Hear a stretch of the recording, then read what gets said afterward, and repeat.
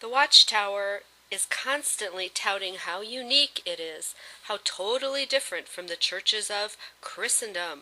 So I've decided that I agree completely and made a list of how churches are different indeed. And these are more focused on practice than doctrine. Let me first say that the points I'm making refer to most mainstream churches in this era of history.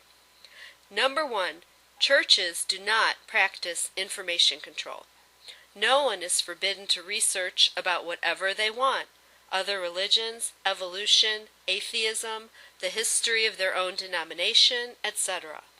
I mean, look at me.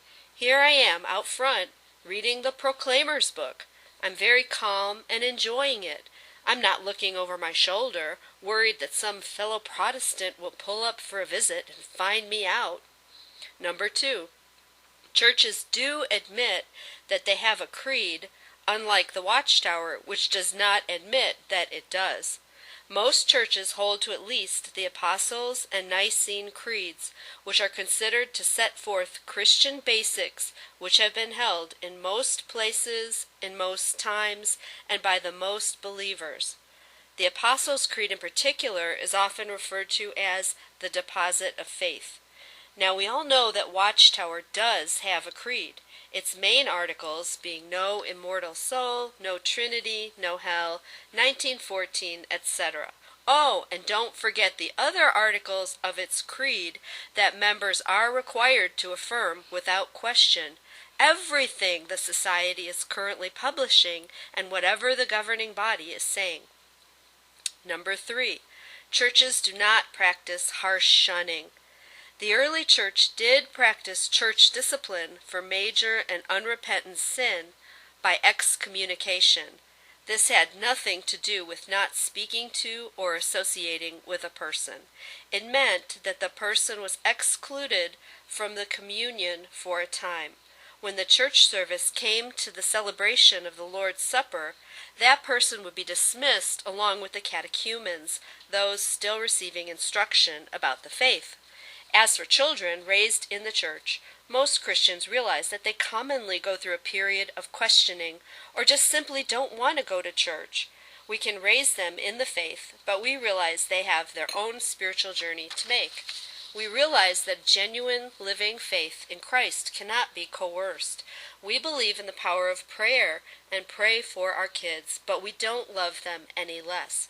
Saint Monica, the mother of Augustine, is our example of a mother who prayed in faith for her son for many years and had an ongoing and loving relationship with him during the years that he wasn't a Christian at all.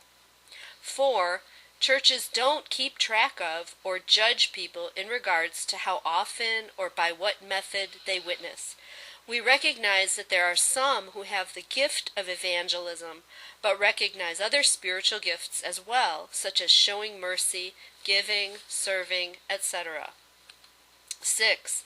Churches emphasize helping the poor and needy, whether through giving money for various causes or actual ongoing projects like building houses or wells, soup kitchens, etc. Number 7. Churches encourage independent Bible study. They don't forbid or discourage any believers who want to get together and study and discuss the Bible in homes or wherever. Number 8. Churches allow for varying views on peripheral issues. Our unity is based on a simple faith in Christ, belief in the Christian basics, and love, not on robotic and required uniformity based on fear. 9. Lastly, truly Christian churches are Christ-centered, emphasizing who Christ is and what he did for us, his person and work. Oh, I almost forgot. Churches have baby nurseries, fun stuff for kids, and teach them at their own age level.